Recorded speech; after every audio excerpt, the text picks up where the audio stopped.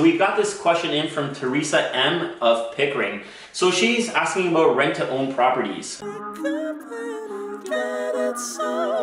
Hey everybody, it's Hussein Kabani, your favorite broker. Alright guys, so we got this question in from Teresa M of Pickering. So she's asking about rent-to-own properties. What is our opinion? How do they kind of work? So I'm going to be very upfront with you guys. This is my opinion. I actually have not been involved in a rent-to-own situation, mainly because I just don't believe in them. Again, this is my opinion. So if you guys have anything different to say or anything to add to it, I'd be more than happy to listen to it and even give you my feedback on what you have to say. Realistically, I don't know what the hype is about rent-to-own properties. Main reason people want to own real estate is because it's an investment component. Of course, it's somewhere where you're going to live, but it's also an investment component. So, for my opinion, people are really after the equity position in their property. I'm looking at it this way and saying, like, really, if you go to a rent-to-own program, you're not really building up any equity. From my understanding, the rent-to-own program works something like this. So, say you want to purchase a property for $500,000. You got to actually put anywhere between 2 and 4% as a down payment right off the bat. So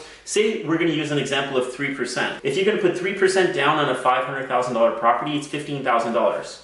What I want you to keep in mind is that a mortgage, you can get an actual mortgage for about 5% down payment. That's still available. So instead of putting the $15K down, you'd have to put $25,000 down, which is 10 grand more. For me, I don't think the numbers are that big of a difference when I tell you the rest of how this program actually works. So I know that there's going to be other fees involved. I'm not sure exactly what it is. It's not just going to be straightforward that you put in, you know, the 4% or the 3% down payment and you're going to be covered. There are going to be more fees.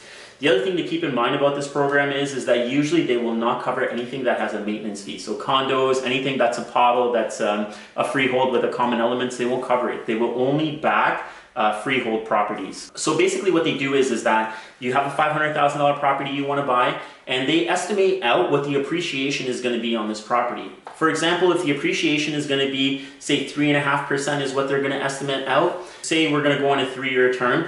If we use $500,000 at 3 years at 3.5% appreciation rate, the value of that property should be around $555,000. So essentially, you buy it for $500,000. In 3 years, the value should be $555,000, $55,000 there. And what's the purpose of home ownership? So that would have been your equity, right?